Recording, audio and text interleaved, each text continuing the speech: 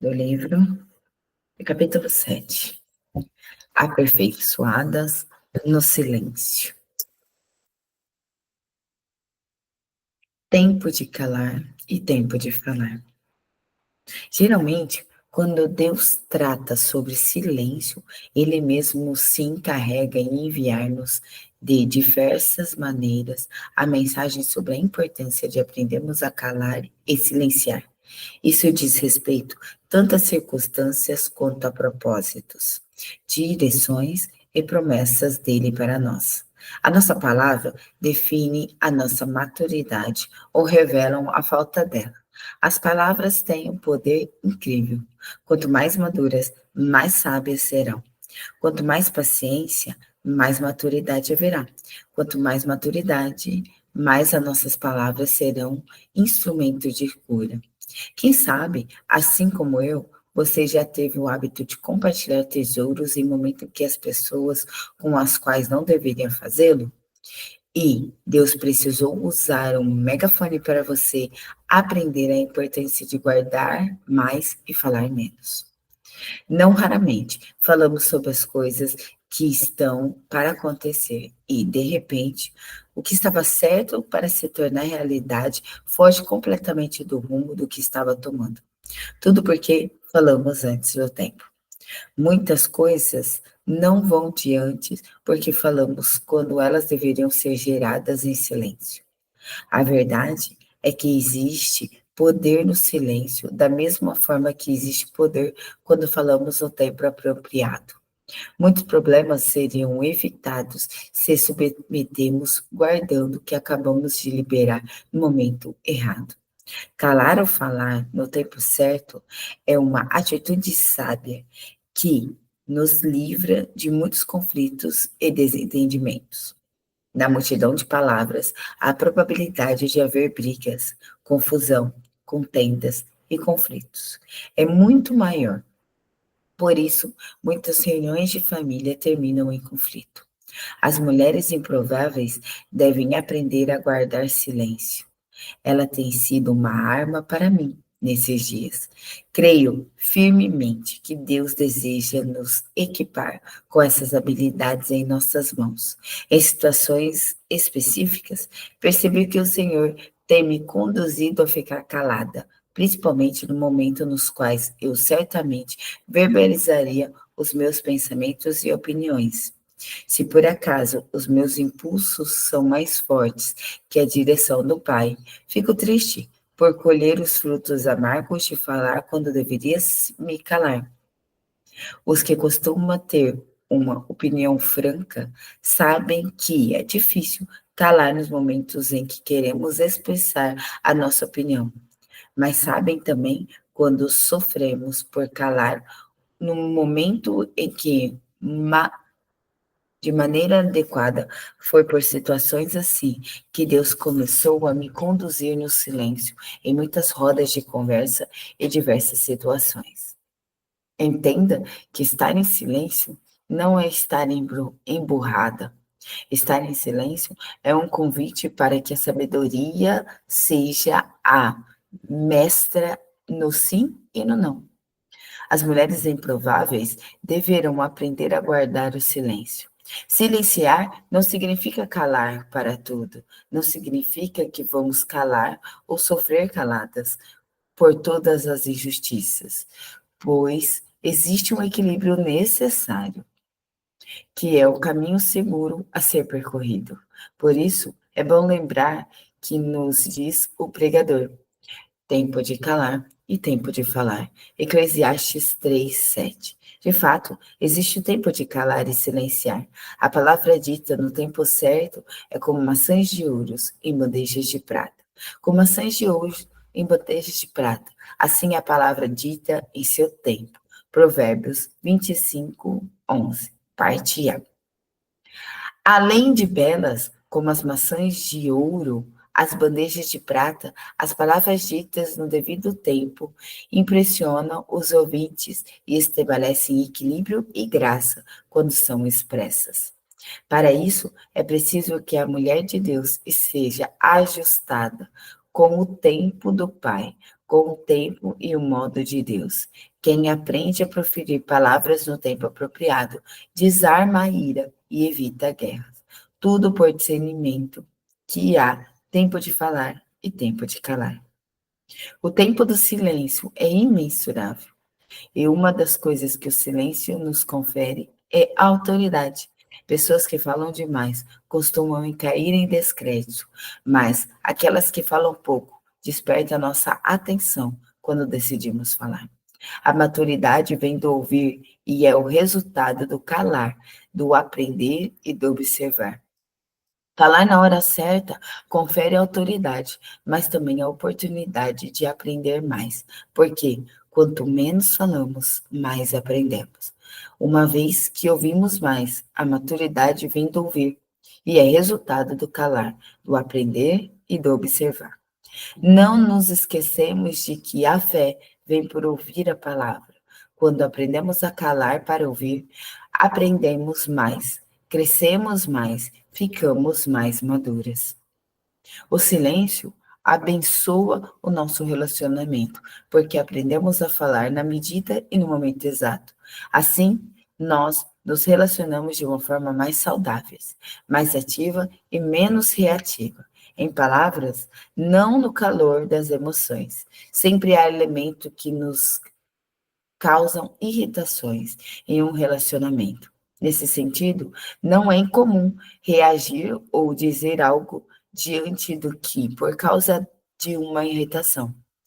Quando não colocamos o poder do silêncio, certamente vamos reagir e nos expressar verbalmente, quando deveríamos calar. No entanto, se dominar essa importância, disciplina espiritual, encontramos a paz necessária para não reagir de modo inapropriado, para pensar na resposta adequada, não responder às afrontas verbais que recebemos. Deus está levantando uma geração de mulheres que são ativas, não reativas. As mulheres ativas no chamado de Deus, naquilo que Ele confiou em nossas mãos. São mulheres que irão diminuir aquele com quem elas mesmas foram feridas. Precisamos ser uma geração improvável, que cura e redime os que não ferem. Quem fere só pode dar o que tem. Por isso, os que foram curadas por feridas alheias precisam se levantar para servir de ponte de restauração divina àquelas que tentam nos ferir. Quando vencemos o ímpeto de falar e aprendemos a andar no poder e na sabedoria do sossego interior, Deus nos confia seus segredos, assim como nós confiamos os nossos segredos aos que sabemos que poderão guardá-los. Deus confia os segredos dele a quem aprendeu a silenciar e compartilha em tempo oportuno. Esfera de influência do silêncio. Todas temos uma esfera de influência em nossa vida e Deus deseja que aprendamos a andar no poder do silêncio e em cada uma delas. Deus deseja que aprendamos a andar no poder do silêncio. A primeira esfera na qual o silêncio tem um impacto positivo é no relacionamento com Deus. A maioria de nós temos uma ideia errada sobre a oração, que é, na verdade, uma das plataformas do nosso relacionamento com Deus. A ideia errada se materializa. Fizemos as nossas orações verdadeiras monólogo. Não paramos de falar, por isso não paramos de ouvir. Na prática, nós nos esquecemos de que a oração é uma conversa com nosso Pai.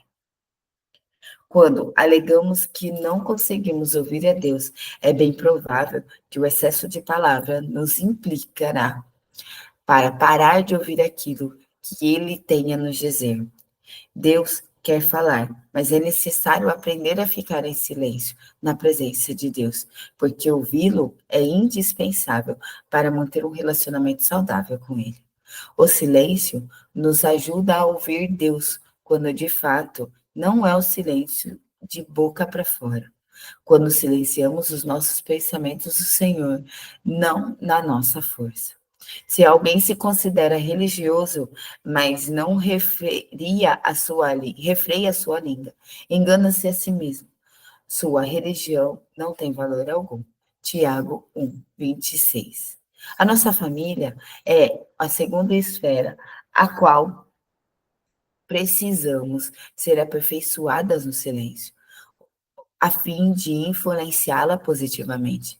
A história da Sunamita, 2, 2 Reis 4, do 1 ao 36, explica perfeitamente a sabedoria que precisamos desenvolver em nossa casa. Ela havia ficado grávida por uma palavra do profeta Eliseu. Passando algum tempo, o menino cresceu e certo dia foi ao encontro do pai, enquanto estava com os ceifeiros. O menino teve uma forte dor na cabeça e um servo da família, enviado pelo pai, o pegou e o levou até a mãe. Depois de algumas horas, o menino faleceu no colo da Sulamita.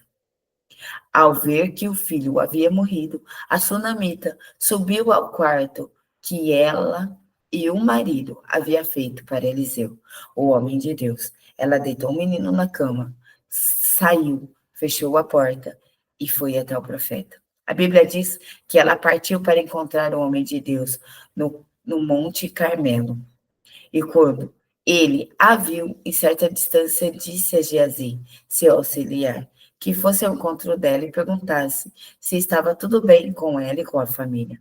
Mesmo sabendo que o filho estava morto na cama do profeta, ela respondeu a Geazi, está tudo bem.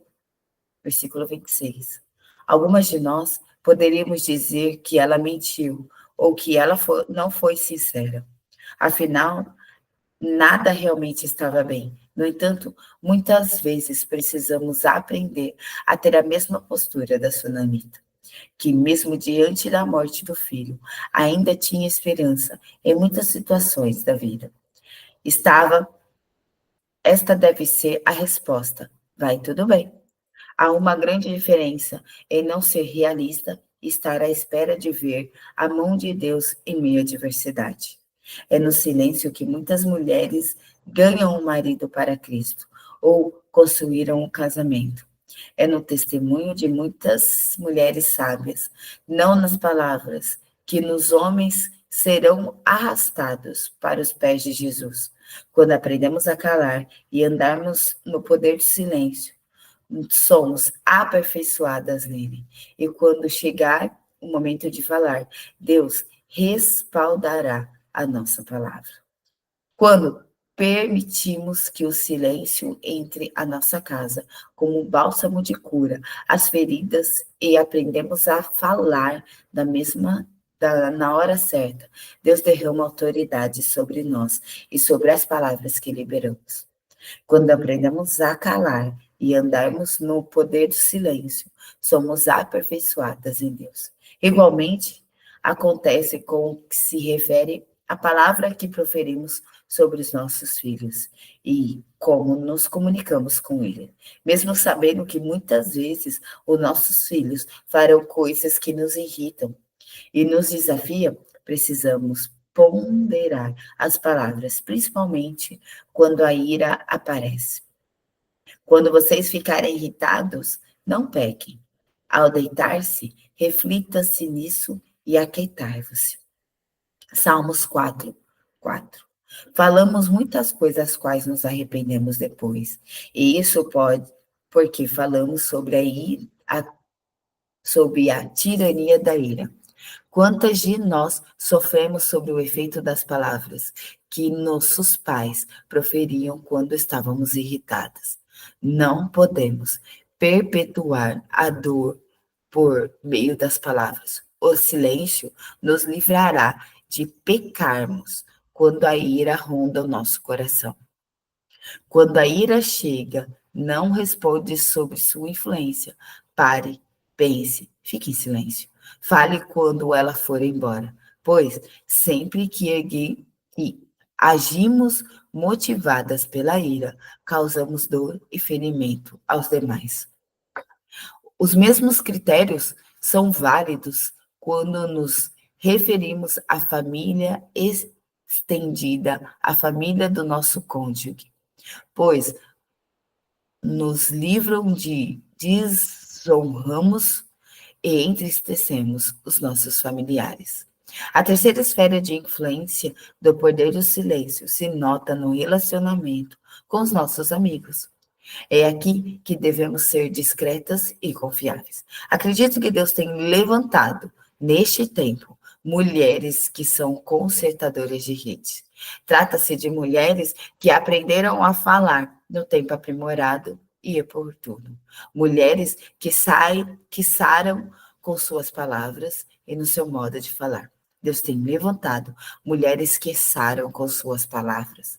Mulheres, pessoas que não guardam segredo e que expõem seus amigos não terão amizade duradoura, assim como aquelas que não aprenderam a controlar a língua deletam a confidência.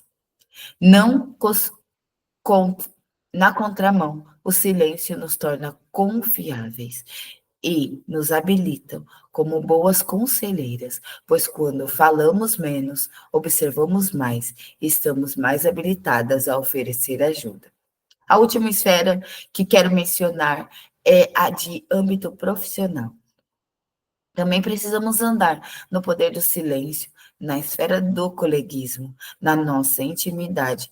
Não deve ser exposta aos colegas de trabalho, assim como não devemos expor nossa intimidade conjugal em uma roda de conversa. No ambiente de coleguismo, quanto maior o silêncio, melhor. Um amigo sabe revelar os nossos erros e trata com amor e carinho, mas o colega de trabalho pode facilmente expor as nossas falhas e nossos defeitos, pois não existe o vínculo de uma amizade consolidada. Quando sofremos injustiça ou quando somos alvos de mentira, perseguição, ofensa, ou ainda quando somos caluniadas e alvo de todo tipo de problema em um ambiente de trabalho, deveríamos silenciar. Ao silenciarmos diante de uma injustiça, damos a chance para que Deus nos julgue. Deus apontou um caminho. Depois de mandá-las para casa, Jesus subiu sozinho ao monte, a fim de orar. Quando anoiteceu, ele ainda estava ali sozinho. Mateus 14, 23. Jesus precisava estar em silêncio com o Pai, pois, por estar sempre cercado pela multidão, precisava de descanso. Assim, tinha o hábito de se retirar para os lugares solitários e oração. Em alguns momentos, Deus também nos separa do grupo a qual pertencemos para orientar e sarar. Precisamos aprender que na quietude reside a força. Ele faz isso para que nos voltemos inteiramente para ele, antes do que retornemos o convívio com as pessoas e nos precipitemos naquilo que ele quer restaurar. A chance de estragarmos o que Deus fará é grande. Por isso, o silêncio é o melhor caminho. Diz o soberano Senhor, o Santo de Israel, não no aprendimento e no descanso está a salvação de vocês. Na quietude e na confiança está o seu vigor. Mas vocês não quiseram. Vocês quiseram. Não, não vamos fugir a cavalo. E fugirão. Vocês disseram, cavalgaremos cavalos velozes. Velozes são os que são seus perseguidores. Isaías 30, do 15 ao 16. Precisamos aprender que na quietude reside a nossa força. Quando não descartamos no Senhor, tentamos agir com as nossas forças. Entramos em uma guerra para perder. Sempre que isso acontece, é provável que pioremos a situação. É tempo de sermos mulheres munidas com o poder do silêncio, aperfeiçoadas nele. Mulheres cujo silêncio é uma arma de tanto de defesa quanto de ataque. Mulheres que guardam a palavra do Senhor, que liberam palavras de cura e sara. Mulheres improváveis são aquelas que se deixam aperfeiçoar pelo silêncio, tornando-se parceiras de Deus, com as quais ele pode compartilhar seus segredos. A fraqueza que tanto quero esconder me convida a ser lapidada. A fraqueza que espero transformar em força me mostra que a maior força é a ser franca. A fraqueza que golpeia o meu orgulho me leva às salas da humildade. A fraqueza que desprezo me revela quem sou. A fraqueza convida à graça e as duas me ensinam mais sobre o amor do que a força. A força perde a força e a fraqueza ganha um lugar especial no jardim da maturidade de quem se recusa a ser uma fraude e optou por ser uma verdade. A fraqueza arranca a máscara, já na graça nos segura no colo. A fraqueza não é o fim, é o começo. Fraqueza e graça são amigas, precisamos caminhá-las com ela. A força corta, mas a fraqueza poda. O orgulho corta, mas a humildade poda. Esse foi o 7º capítulo. Como é difícil a gente aguentar, né, a língua. Quantas amizades eu perdi por falar demais, por dar a minha opinião, que ninguém pediu. As pessoas não estão prontas para ouvir o que você acha, ou o que você tem a dizer. A não ser que seja muito íntimo, a não ser que as pessoas te conheçam de perto. Não abre sua boca para falar o que acha ou o que não acha, porque o Senhor lapida tanto você no falar desnecessariamente. Seja uma mulher sábia de guardar as suas palavras e deixar voz para que o Espírito Santo fale através de você. Beijo e até o 8º capítulo, se Deus quiser.